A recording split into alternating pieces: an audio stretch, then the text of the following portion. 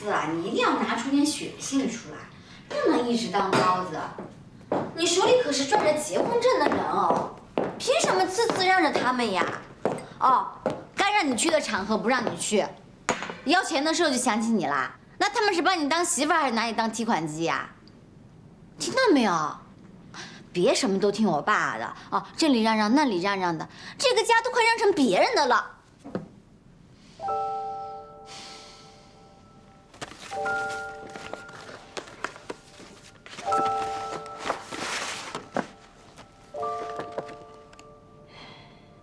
潇潇，这是妈妈这几年买下的所有房产，全是黄金地段的店面，都记在你的名下，你仔细看看。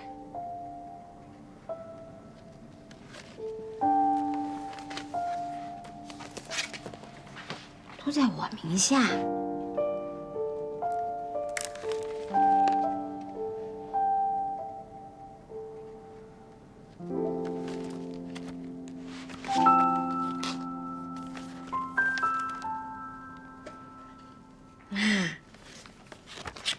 你什么时候买的呀？妈，你怎么突然想起来这会儿给我这些东西啦？刚刚得到消息，你奶奶要求你爸分家产，1半的家产分给曲连杰，否则死不瞑目。你爸他答应了。凭什么呀？我爸跟你雪兰姐他妈离婚的时候可是说得清清楚楚的啊！我爸他是净身出户，除了生活费以外，其他的一概不负责。凭什么要把家产一半分给他们？你爸愚孝，妈也不是不知道，可是怎么也没有想到，他能做到这个份上。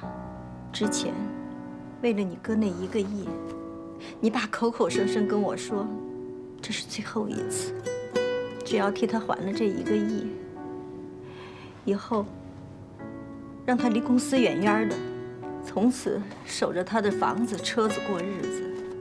可是你奶奶一句话，他就变了卦。他根本就不想我们的感受，他甚至不惜伤害我们。妈很寒心，真的很寒心。他搞什么呀？钱是你们2个一起赚的，他凭什么不经过你的同意就先答应我奶奶？跟你奶奶没关系。这么多年，我是自己骗自己，总说你爸也为难，也不容易，也是迫不得已。可通过这件事情，我才明白，你爸心里他就是这么想的。你奶奶说的话，只是一个借口。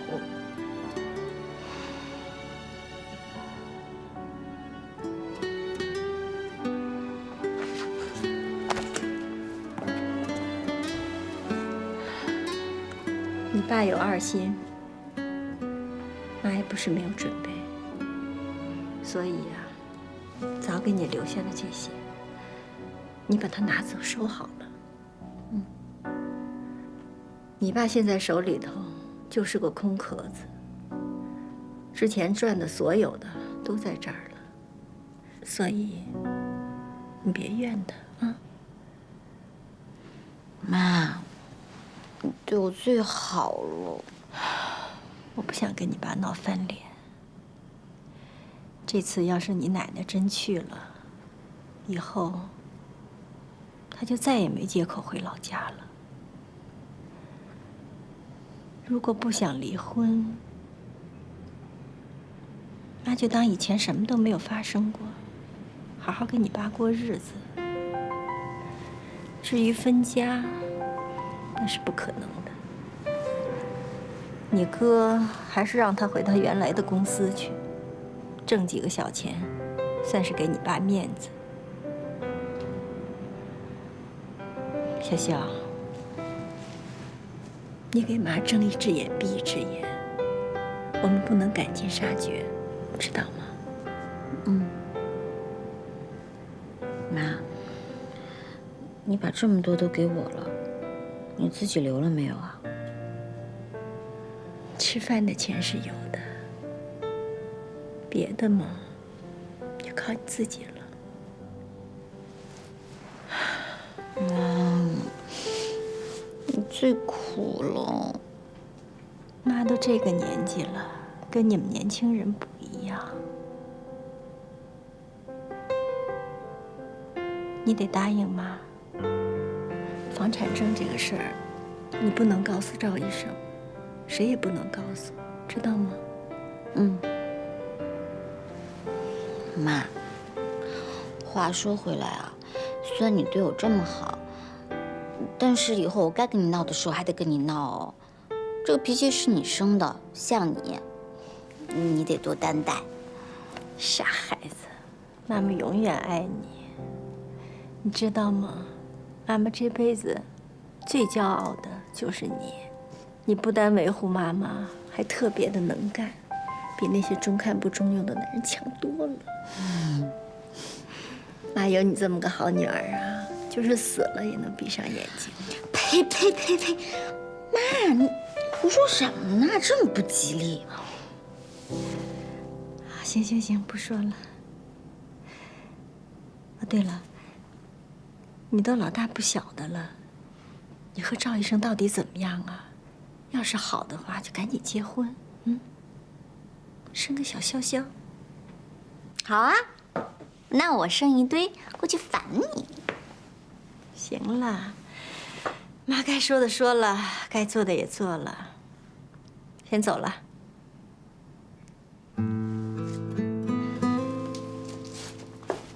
妈，我送你吧。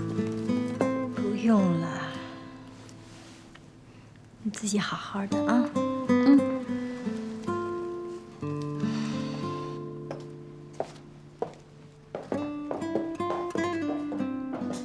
妈，拜拜。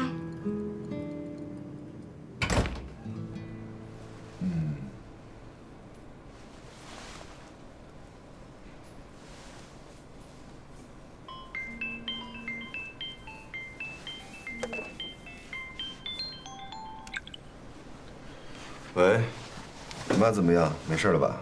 没事儿。老赵，我今天经历了一件本应该很高兴的事情，可是不知道为什么我就是高兴不起来。说来听听。我告诉你，可千万不要告诉别人哦。我发财了，发大财了，我一下子变成富婆了。你本来就是富婆，你一家都是富婆。哎呀，志和你错了啊！我现在变成我们家最大的富婆了。今天下午我妈来找我，扑克牌一样的房产证啊，上面写的全都是我的名字。我妈一过脑全给我了，你知道这意味着什么吗？除了公司是靠银行贷款和预付款运营的以外，我们家有80%的钱都在我手里。你在家等着我，我马上开车过来。为什么呀？赶紧去你家看看你妈。我妈？我妈怎么了？我轮班的时候，这种故事听得太多了。你的意思是说，我妈她会不会？不行，我现在就要过去。你在家乖乖等着我，我马上过来。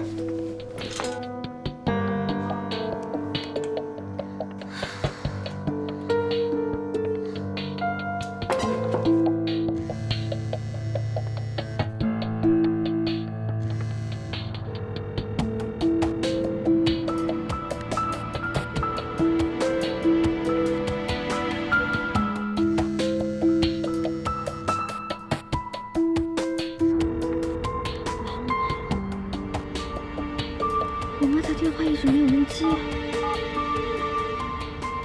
怎么办，老赵？我刚才就不应该让我妈走。啊，我怎么这么傻？我怎么这么傻呢？我妈也给我拿把财产全交给我了，我怎么就没有想到呢？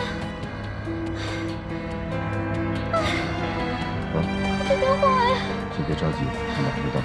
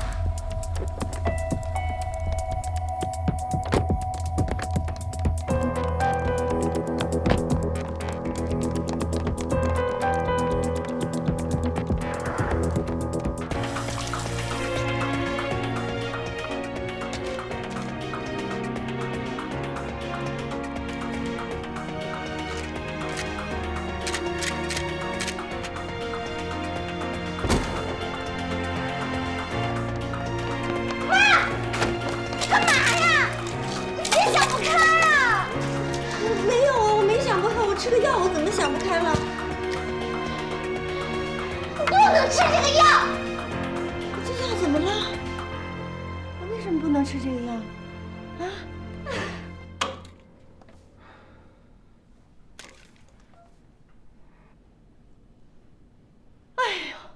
你们俩是不是以为我要自杀呀？哎呦，我就吃个维生素而已。妈，我以为我以后再也见不到你了。哎呦，妈妈，我以为我以后就是个孤儿。哎呀，宝贝女儿啊，你怎么这么想啊？妈就你一个宝贝女儿，怎么会扔下你不管呢？哎呀，行了，别哭了啊，宝贝儿别哭了。你看，哎呀，没事儿，妈没事儿，啊。老赵，都怪你谎报军情，罚你回去跪搓衣板。小的知错，小的知错。小赵，谢谢你啊！你看你这么上心，不是你们怎么会以为我会自杀呢？不是，小许跟我说，您把所有的房产证都给他了，还说了很多不吉利的话，听上去特别像是交代后事。再加上最近家里发生的一些事情，怕您万一一激动想不开。不过好在人没事儿。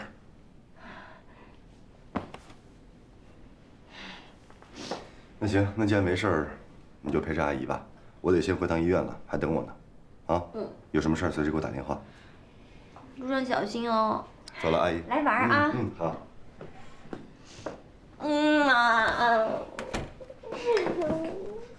吓死我了！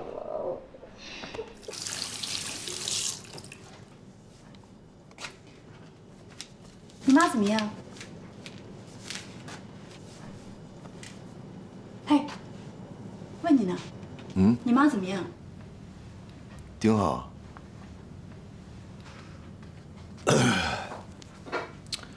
我遇着我爸了。他去看你妈了？是啊，我也没想到我爸会去看我妈。我就那么看着他，他就那么看着我。我不知道该跟他说什么，他也不知道该跟我说什么。我俩这辈子可能也就这样了。但是他能去看你妈，至少这也是个好的开始啊。你猜猜，如果我把这事儿告诉我妈，她会不会被气醒？一日夫妻百日恩，不至于吧？至少他们是这么多年的夫妻。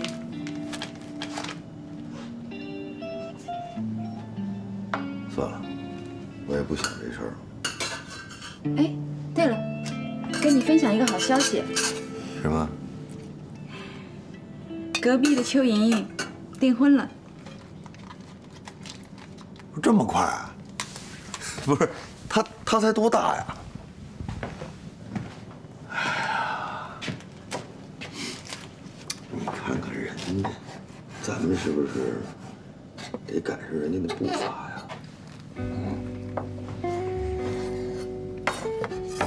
不对啊，你是特意跟我说这事儿的吧？你在暗示我向你求婚是吗？没有啊。那你愿意？不行，太草率了，这事儿得精心准备，到那天我一定让你心满意足。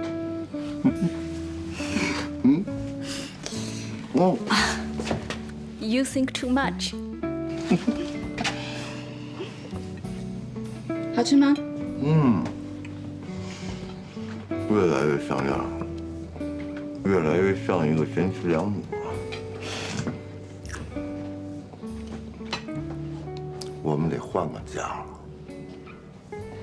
我都叮咛你多少遍了啊！哎，这事儿啊不能跟赵医生说，你倒好，哎，一转过身什么都告诉别人。平常看你挺精明的，这防人之心不可无，你忘了？哎呦妈，你不用防着老赵，人老赵才清高呢。哎，我跟你说啊，人会变的。哎，你现在觉得什么都好啊，这没准什么时候这翻脸不认人了，你说你怎么办？你还是太轻率了。不可能。妈，你静下心来想一想老赵，他是个什么样的人呀？他是一个一心一意、正大光明的人，就算以后变了，但是一个人的人格是不会变的。我认准他。当然了，你现在是认准了，以后要是万一如果，哎呦，妈，你可以不信任我爸，但是你不能把气撒在人老赵身上呀。好吧。妈，说正经的啊，你说你刚得到消息我爸回上海了，他回来干嘛呀？还能干嘛？替你哥还钱呢，免得你奶奶惦记。他明知道我肯定不会分家，所以没准会背着我偷偷转移财产。妈，你是不是打算出手了？再也不客气了？走着看吧。你既然知道我爸背着你动手动脚的，你怎么不阻止他呢？你是不是有点不敢面对我爸呀？有那么点儿。你想啊，妈妈都这个年纪了，跟你爸走了几十年，哎呀，不到那一步，妈真的是不想撕破脸。现在这个事情还不知道怎么了结呢，等你爸回来再说吧。但是不管怎么了结，妈妈心里有准备了。妈，没事儿，不管发生什么事儿，我在呢，我罩着你。哎呦喂，你能罩着什么呀？小看我。哎呦，行了行了，小能人儿。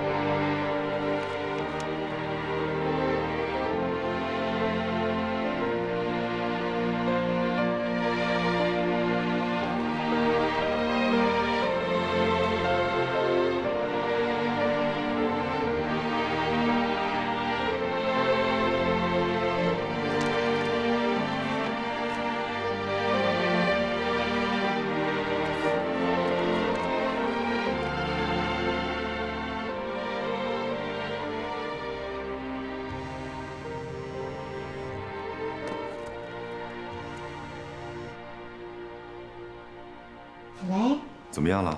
还能怎么样呀？陪着他呗。说实话，以前觉得我妈可怜，现在就更加觉得。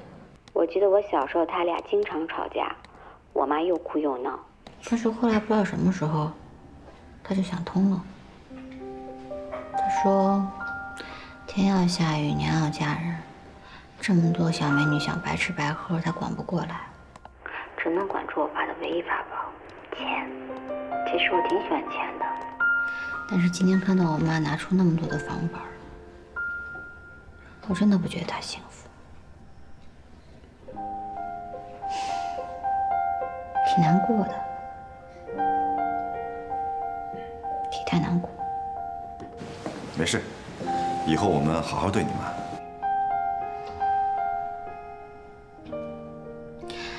赵启平，我先把丑话说在前面啊，你可不许像我爸那样啊。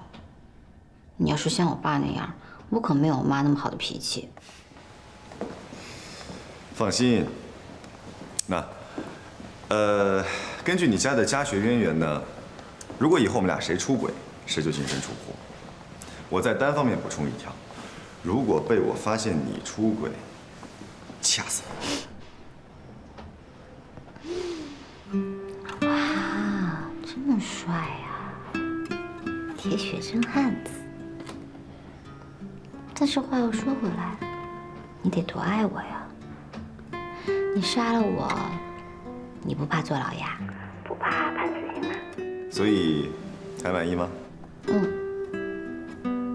但是我要补充一条哦，你要是出轨的话，我就把你变成植物人，你这辈子都别想离开我了。行，那就这么办。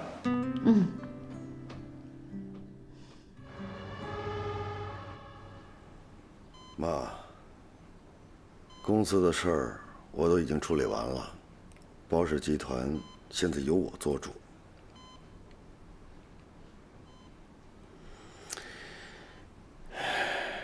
哦，对了，我去看过安迪了，我还向他求了婚了，可惜啊，人家没答应。不过不管他答不答应，我都会陪着他，直到他解开心结为止。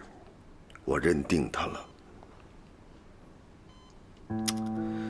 可能您还是会不太同意，不过总比找一个不喜欢的人相互折磨、相互猜忌着过日子要强吧。这辈子我非他不娶。哎呀，你说怎么办呢？您这儿子又不听话了，是吧？您是不是特别想打我，想骂我？那您就赶紧醒过来，听见没有，小老太太？医生也说了，您这病情现在越来越稳定了，随时都有可能醒过来，那就别耗着了，再耽误了过年。妈，我想你。以前总是嫌你唠叨，可是现在一回家就自己一个人空落落的，连点动静都没有，还真不习惯。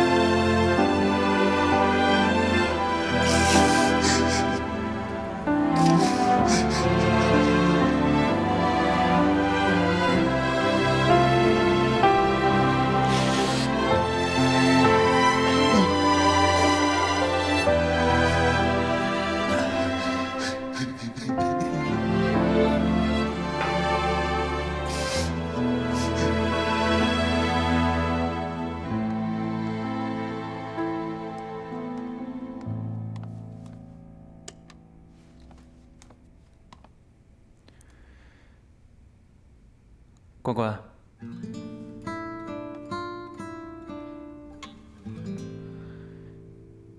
有空吗？我们谈一谈。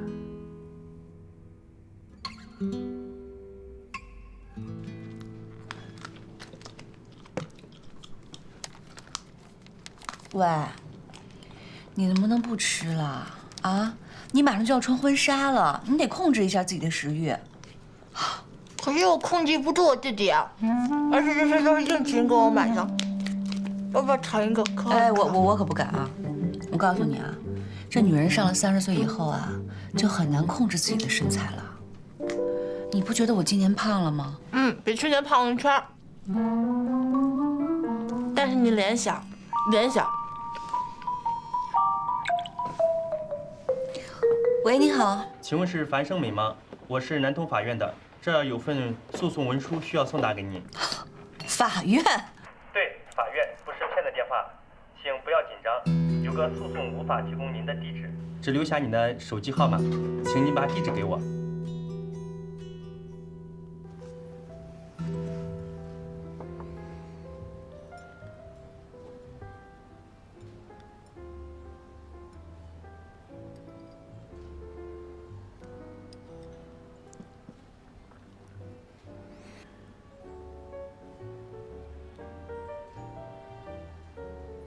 你这几天不理我，是不是那天打架被吓着了？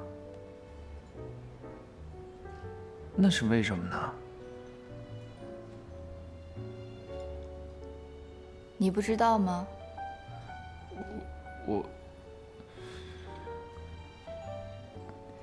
你跟你的前女友是怎么回事？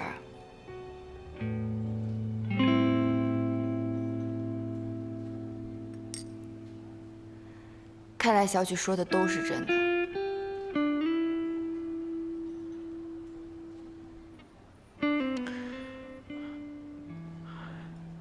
关关，这件事情不是你想的那样。不是哪样？是你没有前女友，还是你的前女友不是自杀啊？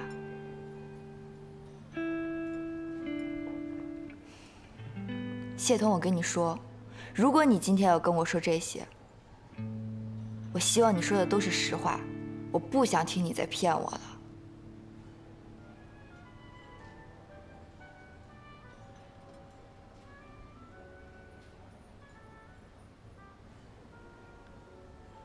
在你之前，我的确有个女朋友，她跟我青梅竹马，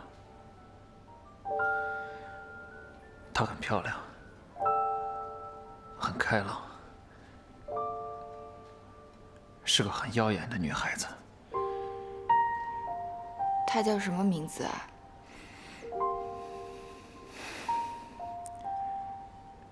琳琳，我们很小就认识了，又同学很多年，自然而然就在一起了。后来我辍学去北京，她也出去陪着我。老九跟东哥当时也是学生，过了大半年才来。在那之前，最艰难、最孤独的日子，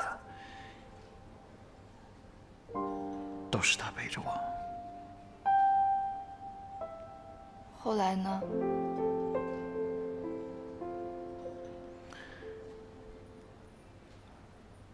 后来我们出了第一张专辑，有了点小名气，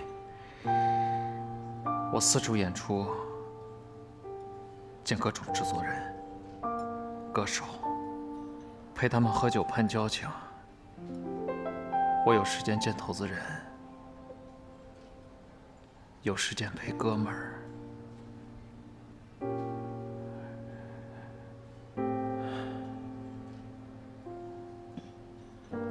就是没时间陪他。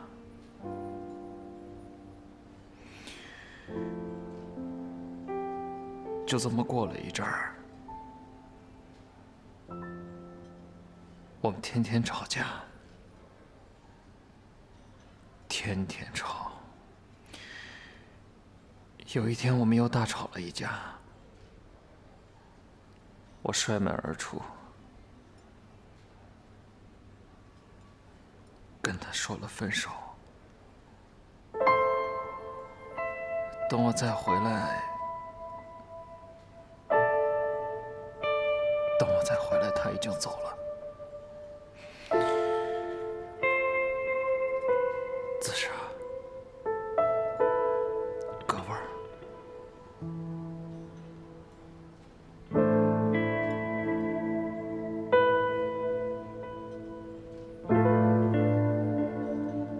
所以你才会一蹶不振，所以你才会颓废了那么久。明明有才华，但却混迹在小酒吧里。是。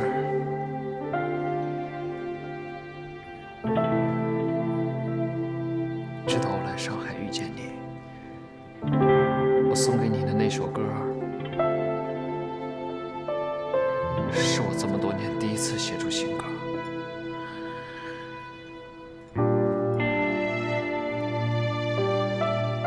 对不起，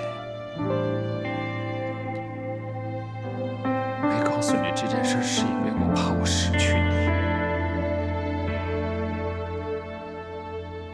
我本来自己都没有自信了，我不相信自己还能搞一音乐，我不相信自己还会爱上别人。是你的出现救了我。乖乖，对不起，我现在没有办法面对你。我们分开一段时间，冷静一下吧。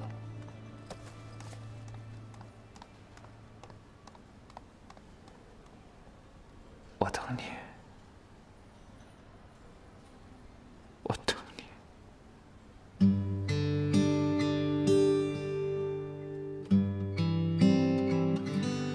呼吸，被鸡圈冰冷空气，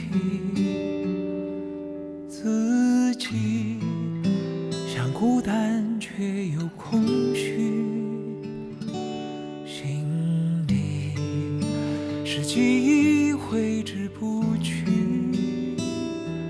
寻觅这忧伤何时离去，想你在每个寂寞夜里，忘记时光中总有个你，提起那份爱刻骨铭心，或许伤痕被时间治愈。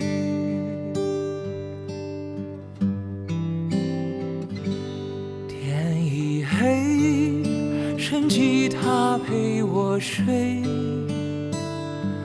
人已醉，是思念在作祟，想去追，却只能追得回安慰，等待下一次轮回。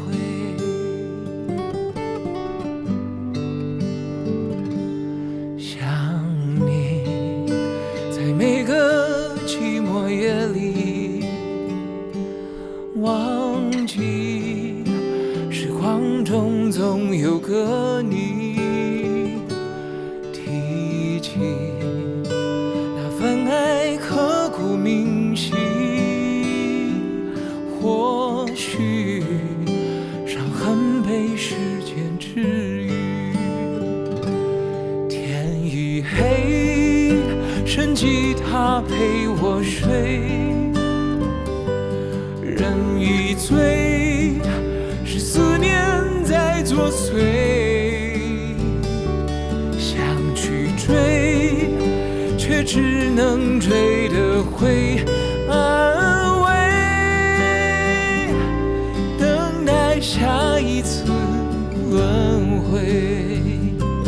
天已黑，剩吉他陪我睡，人已醉，是思念在作祟，想去追，却只能追得回安慰，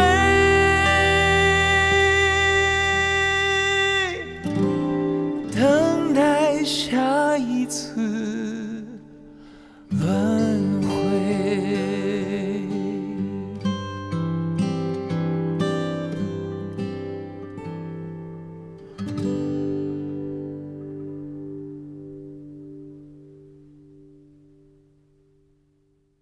怎么办呀？法院给我打电话说我哥把我告法院去了，你们给我出个主意吧。告你哥，你1分钱都不会给他，他想要多少钱你就花多少钱给黑道买他的手脚，你宁可把钱全花掉，也不会让钱落他手里。你不要胡说八道，现在是法治社会。既然已经这样，我觉得小凡，你不如赶快找一个当地的律师做你代理人，然后跟他打官司耗他。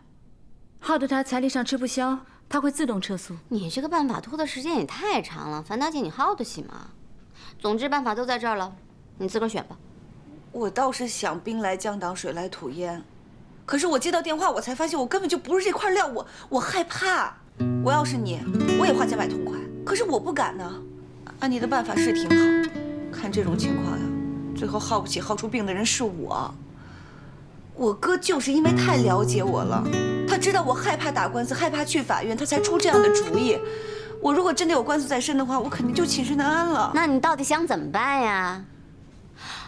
我还有个好主意，你赶紧找个有本事的男人嫁了，让他替你摆平这事儿。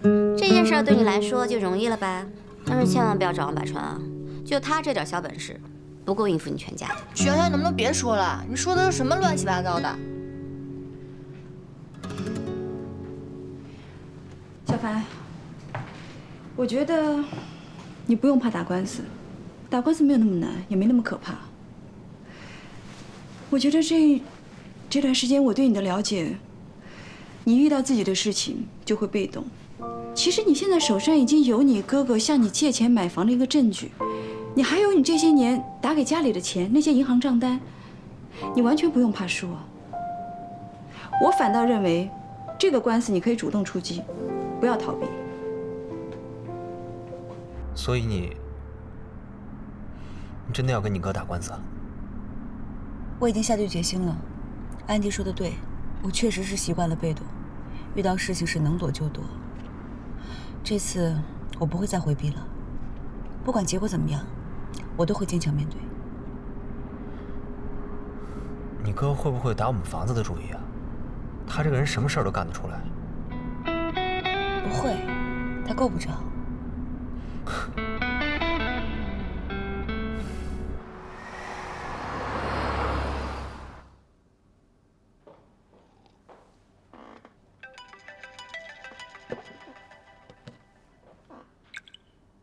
哎，阿明，我妈。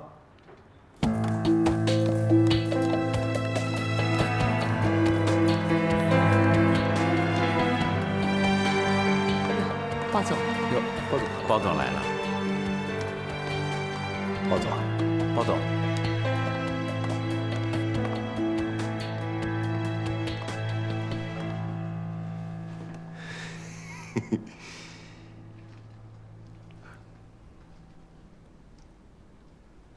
小老太太咳嗽而醒了，真把我给吓坏了。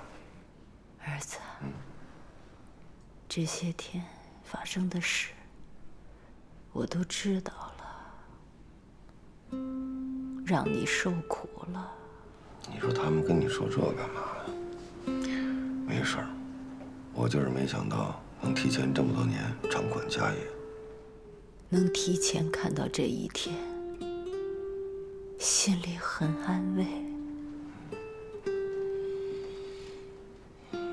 我也没有想到，你爸爸会选择退出。我也没想到，只能说他对于我，对于这个家庭还留有情念。不过他这么一闹也挺好的，该清理的都清理干净了。儿子，有件事你要跟妈妈说实话。您说。那天晚上我出事，你爸爸截图给我，在短短的时间里，咱们包氏损失了5、6千万。那天晚上，是不是安迪直接上手狙击的，让我们包家损失惨重？不是。你确定？不要为了包庇他，粉饰太平。我发誓，那天晚上我跟他在一起。如果海外账户出现问题，应该是我爸搞的鬼，跟安迪没关系。你就没有想到，你爸爸跟他联手？不可能！哎呦妈呀！你说你刚刚醒过来，能别胡思乱想吗？